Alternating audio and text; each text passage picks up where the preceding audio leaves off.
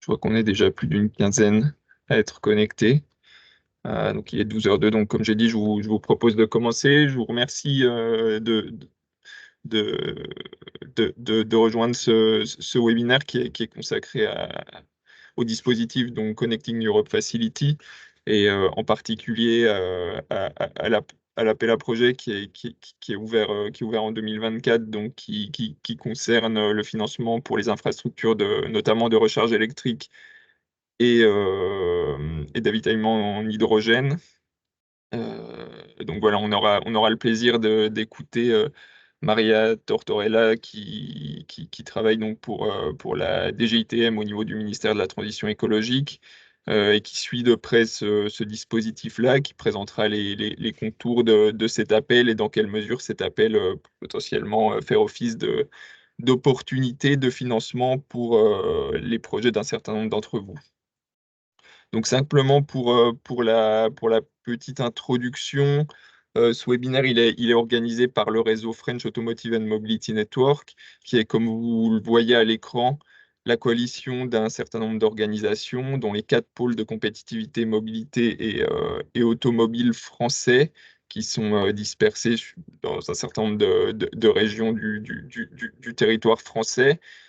Et la PFA, donc la plateforme de la filière automobile, c'est un réseau qui existe physiquement à Bruxelles depuis 2019, qui est, comme je l'ai dit, le fruit de 5 entités fondatrices, les 4 pôles et la PFA, et qui regroupe aujourd'hui plus de 1500 membres, dont 65% de PME. C'est un point qui est toujours important et qui oriente beaucoup les choix qu'on fait dans l'information qu'on diffuse l'information relative au dispositif de financement européen, puisque c'est l'essence même de l'existence de ce réseau, dont l'objectif est finalement d'aider les membres de cette filière au sens large, les 1500 membres, dont les 60% de PME, à aller accéder à ces dispositifs de financement européen qui sont parfois soit méconnus, soit connus, mais qui présentent un certain nombre de difficultés d'accès. Donc l'agenda, j'en ai parlé. Après ma rapide introduction, l'idée sera de laisser vraiment la parole à Maria pour prendre le temps de développer pendant près de 20 minutes cet appel à projet et ensuite se garder 5 à 10 minutes de questions et réponses pour avoir évidemment vos réactions et répondre le plus précisément à vos questions relatives à cet instrument de financement. Et sur ce, Maria, je te laisse la parole. Merci Mathieu, bonjour à tout le monde. Je vais essayer juste de partager mon écran.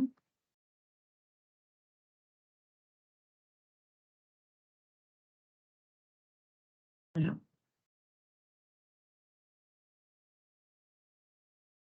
Est-ce que vous voyez mon écran? Parfaitement. Parfait. Donc bonjour à tous.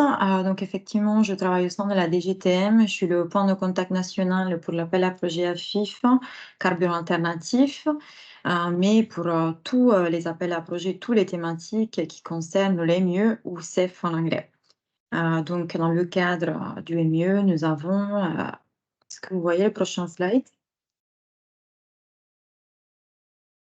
Oui, tout à fait. OK.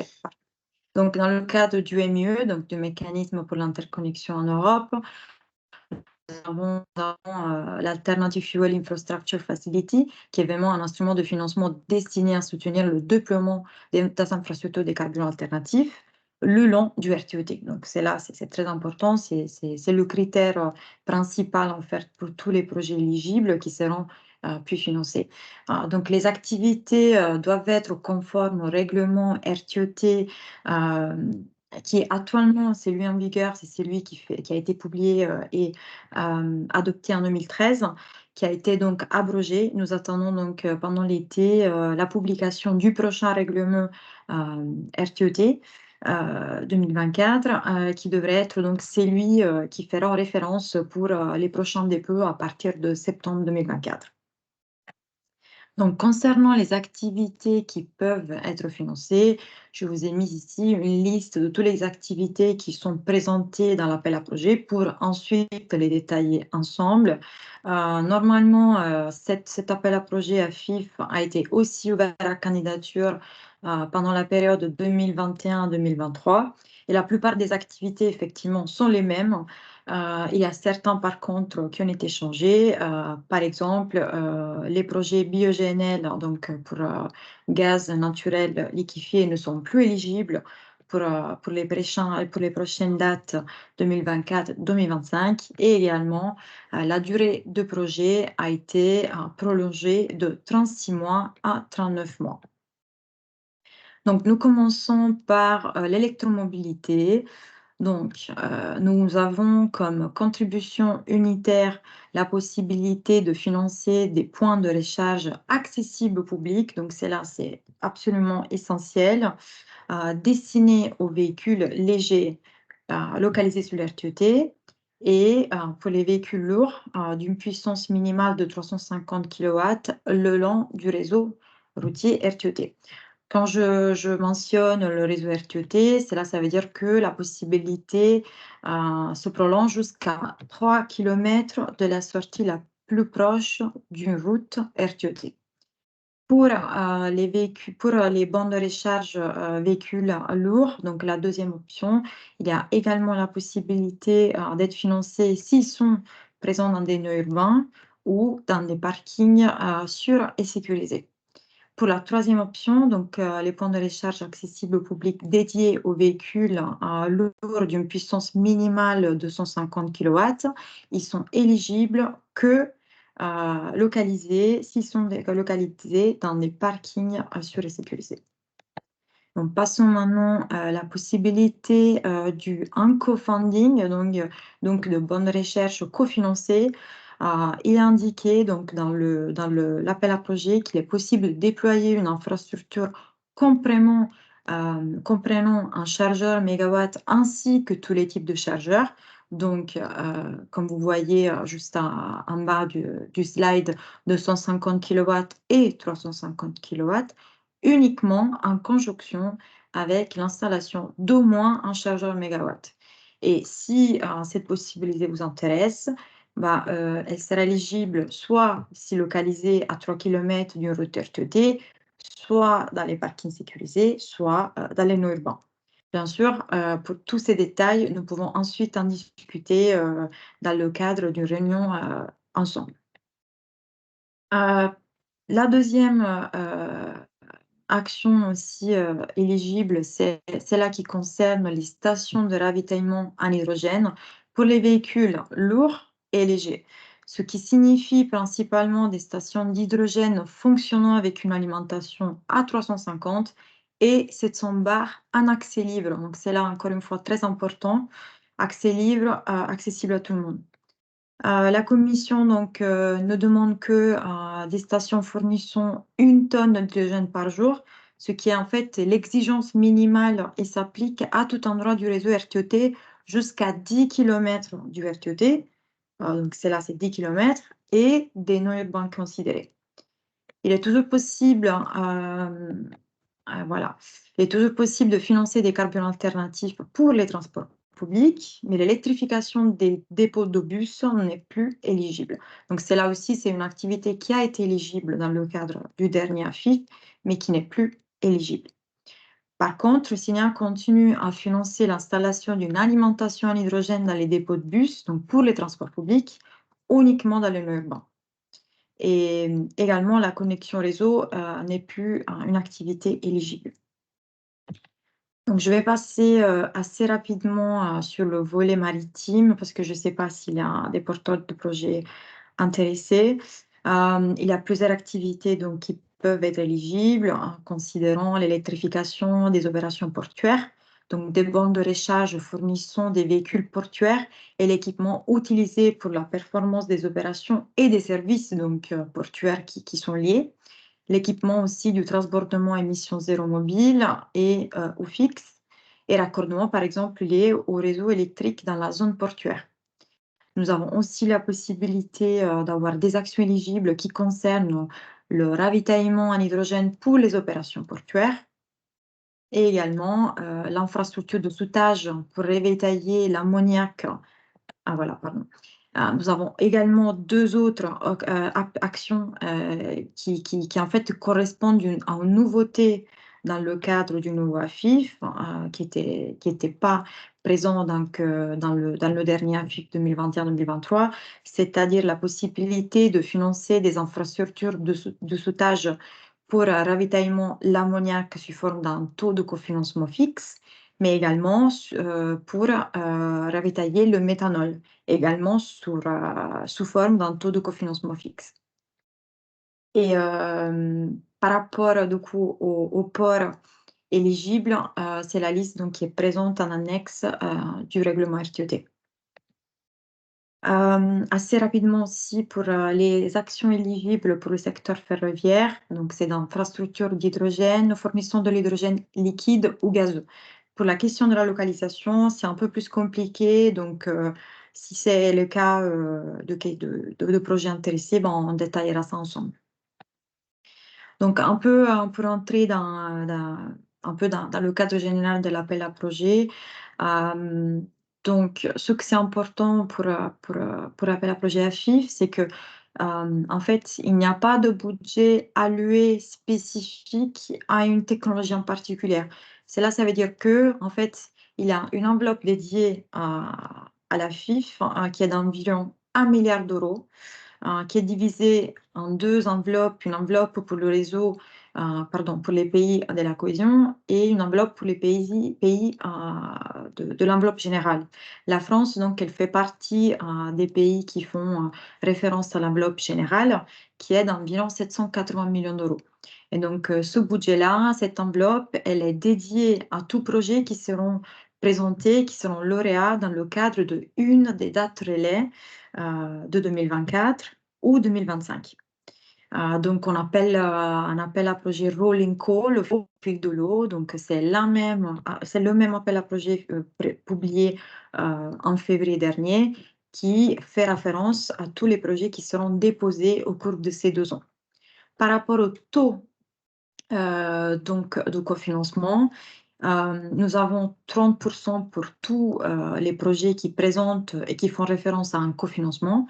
Et nous avons également les contributions unitaires, donc je vous ai présenté tout au début par rapport à l'électromobilité, qui représente en fait un remboursement fixe par unité installée. Et donc également, elles font référence que pour les bornes de recharge pour les véhicules légers et lourds à batterie. Un autre aspect assez important qui concerne en fait ce type de programme, c'est qu'on parle de financement blending. Donc, il y a la participation d'une institution financière ou de toute autre institution financière publique ou privée qui en jargon, on appelle implementing partner, qui vont s'associer au projet et qui vont donc cofinancer une partie du projet. Et c'est là donc fait suite à un accord de signature d'un cofinancement qui sera donc présenté au moment de la candidature sur le portail de la Commission européenne. Donc la plupart des projets français sont présentés en cofinancement avec la CDC, la Caisse des dépôts, mais il y a également la possibilité de le présenter avec la Banque européenne d'investissement ou toute autre institution financière, publique ou privée, établie dans l'Union européenne. Voilà, donc je vais donc juste pour faire référence aux dates, nous avons le prochain date qui est ouvert à candidature jusqu'au 24 septembre 2024. Puis nous avons 2 dates qui seront donc ouvertes à candidature jusqu'au 11 juin 2025 et la troisième jusqu'au 17 décembre 2025.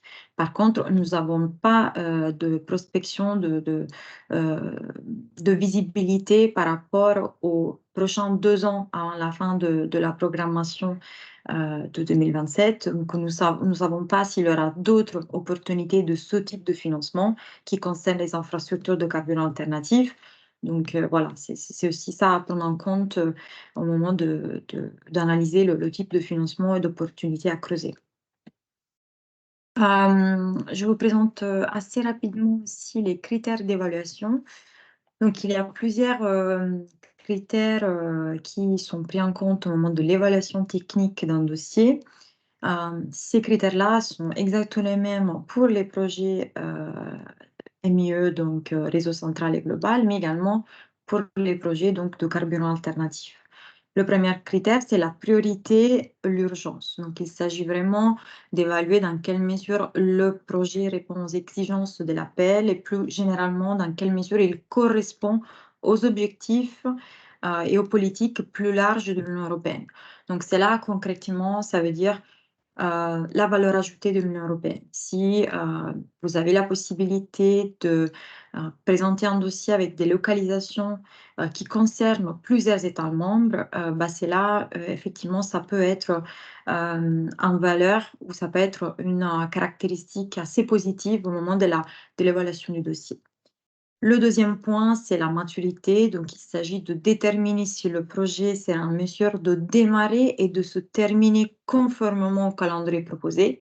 Donc, comme tous les autres projets européens, ou la plupart, il faut présenter un Gantt chart qui détaille donc la durée du projet et comment le projet va évoluer au fil des mois. Et donc, il faut montrer que ce calendrier-là, il peut être respecté, ainsi que l'état d'avancement des autorisations, des contrats avec les fournisseurs externes ou dans le cadre d'autres types de financement qui feront part du projet. Donc on parle vraiment de maturité, pas seulement par rapport au calendrier, mais aussi par rapport à une maturité financière. Concernant plutôt la qualité du projet, donc l'évaluation de la solidité du projet proposé dans un point de vue technique et financier, encore une fois, donc en mettant l'accent sur la conception et sur les contrôles mis en place pour gérer les risques. Donc, est-ce qu'il y a des risques? Est-ce qu'il y a des possibilités de mitiger ces risques-là? Est-ce qu'il y a des techniques, donc des mesures d'atténuation de ces risques? Tout ça vient bien évidemment pris en compte au moment de l'évaluation. Puis nous avons le critère d'impact, donc une évaluation de l'impact environnemental, social, économique de l'infrastructure, qui donc est présentée par le biais de analyse coût-bénéfice, qui est présentée au moment de la soumission. Et puis enfin, l'effet catalysateur, donc comment le financement du CEF va accélérer, va faciliter la mise en place du projet.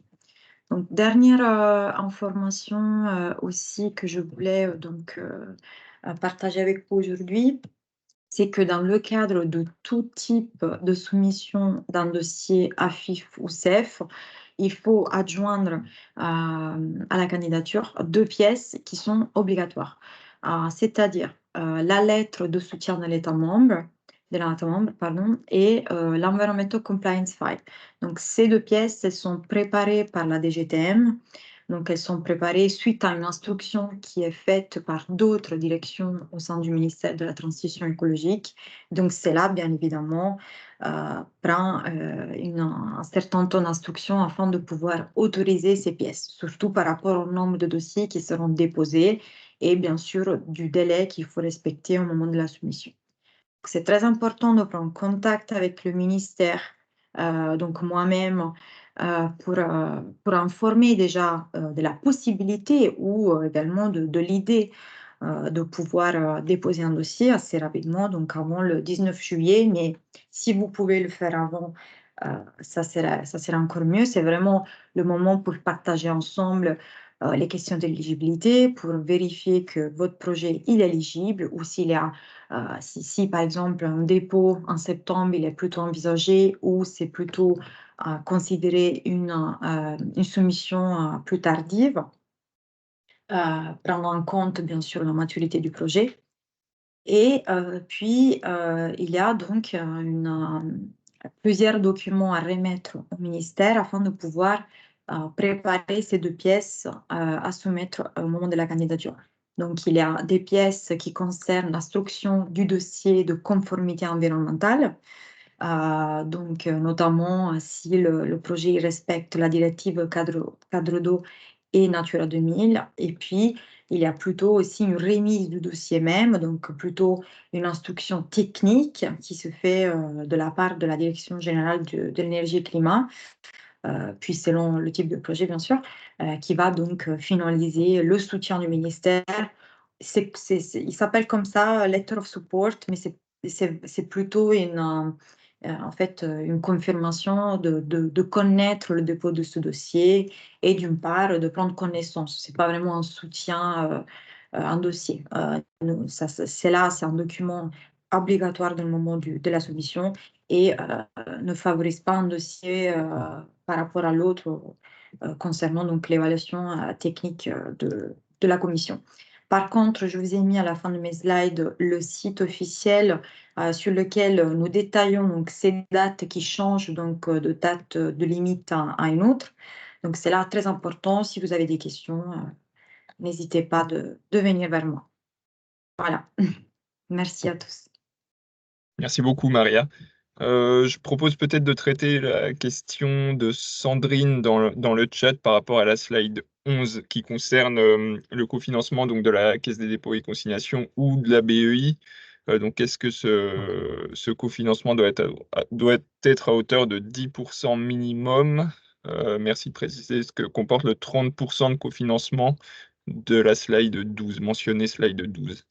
Est-ce qu'il y a autre chose ou Alors, est-ce que... effectivement, le 30% de cofinancement, c'est le 30% de la subvention européenne. Donc, quand on parle de 30%, c'est vraiment ce que la Commission européenne va financer autour de 30% d'un projet, qui peut être soit une contribution unitaire, si on parle de bornes de recharge pour les véhicules lourds et légers, soit pour les autres actions éligibles, on parle d'un cofinancement de 30% des actions éligibles.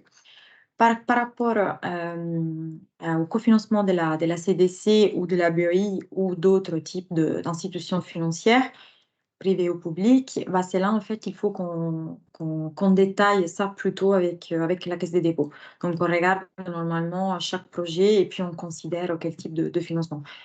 Mais donc, c'est là, il n'y a pas de réponse fixe, il n'y a pas de réponse nette. Ok, très clair. Il y a une deuxième question de Jean-Baptiste. Est-ce que le ministère accompagne les projets potentiels dans les échanges avec la Caisse des dépôts et consignations ou la BEI? Avez-vous des contacts spécifiques dans ces institutions à communiquer? Oui, bien sûr, on travaille bien sûr en coopération avec la CDC et la BEI notamment, étant donné que la plupart les dossiers doivent être accompagnés par un implementing partner, nous avons des échanges assez réguliers. Si vous êtes intéressé, je peux effectivement partager les contacts qui sont responsables et ils sont en charge des dossiers. Je veux aussi partager un donné que j'ai oublié de mettre dans le slide, c'est que le taux de retour, on va dire, des projets français sur ce type d'appel à projet est excellent. On parle de 80-90% de taux de retour côté français. Donc, ça veut dire que la plupart des projets financés, presque tous, projets déposés, pardon, ils seront financés. Et c'est là, c'est aussi parce que déjà, il y a un filtre qui s'y fait au niveau du ministère au moment des lettres de soutien qui sont remises et aussi le fait d'avoir déjà un cofinancement d'une institution financière bah, renforce le projet et donc donne plus de certitude au moment de l'évaluation de la part de la commission.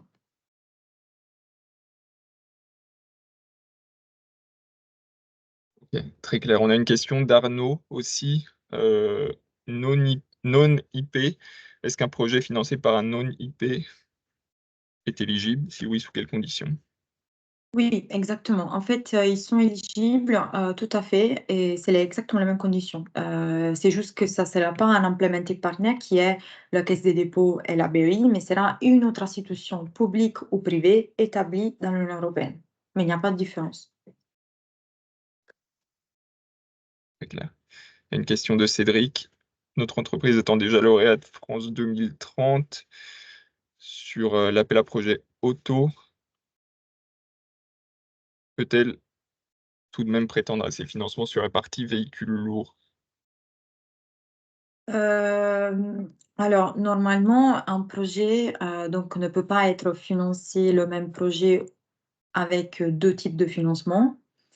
Donc, il faut respecter la règle du double financement. Par contre, des activités complémentaires, des actions complémentaires peuvent être éligibles à un deuxième cofinancement. Donc, c'est là, si c'est le cas, on peut regarder ça ensemble de près et établir quel type d'activités peuvent être éligibles et présentées dans un dossier. On a ensuite une question de Christian sur un projet spécifique donc, qui a été financé par l'ADEME en Occitanie.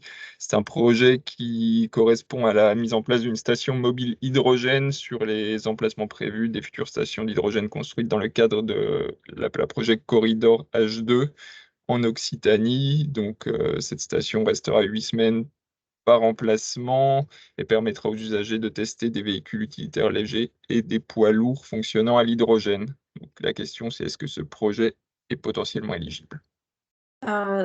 Si je ne me trompe pas, ce projet était déjà financé par un appel à projet Blending en 2019. Donc, c'était toujours en fait dans le cadre d'un biotype AFIF. Et si ça a été déjà présenté, donc il ne peut pas le même projet être à nouveau être financé par la commission, mais des actions complémentaires, oui. Donc, pas la même action qui a été présentée dans le dossier de 2019, mais des actions complémentaires, oui. Ok, très clair. Il n'y a pas d'autres questions pour l'instant. Si vous avez des questions, n'hésitez pas à lever même directement la main et je vous laisse la parole. On a encore potentiellement 2 minutes pour ça. S'il n'y a rien de plus, je vous propose d'en rester là. Je vois qu'il y a une main levée. Arnaud. Est-ce que vous m'entendez bien? Bonjour à Tout à fait. tous. Désolé, je pose la question à l'oral parce que par souci de temps, j'ai lu dans le call la mention que tous les points de charge, donc moi je suis concerné par la partie IRVE Unit Contribution, devaient être accessibles par des, alors je cite, People with Reduced Mobility. Est-ce que ça veut dire que sur une station IRVE donnée, tous les points de charge doivent être, au sens de la loi française, accessibles PMR ou pas? Puisque nous, sur nos stations dites classiques standards, hein, on a un point de charge minimum qui est accessible au PMR, mais pas l'ensemble des points de charge. Alors, c'est effectivement une question très intéressante. Je ne sais pas quel est la pourcentage précise. Donc, c'est là, par contre, c'est une question qu'on peut poser à Cinéa, parce qu'étant donné que l'appel à projet a changé par rapport au 2021-2023, on a le temps maintenant de poser la question pour avoir la confirmation au moment de la soumission. Donc, n'hésitez pas à m'envoyer un mail, comme ça on peut regarder ça ensemble auprès de Cinéa. Et comme ça, on a la confirmation et on sait la réponse au moment de la soumission. Si ça concerne tous les points de recharge ou juste une partie.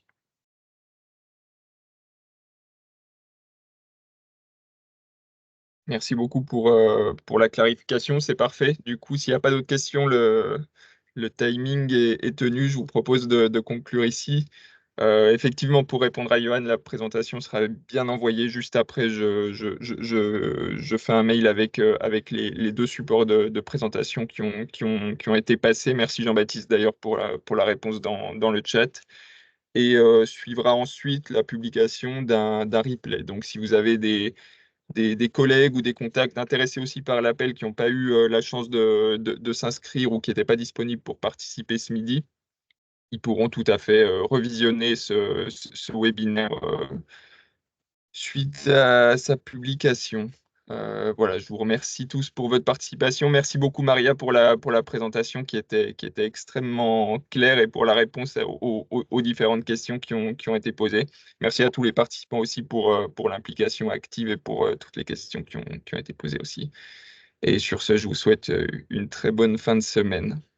Merci Mathieu, merci tout le monde. Au revoir. Merci beaucoup, au revoir. Au revoir, merci.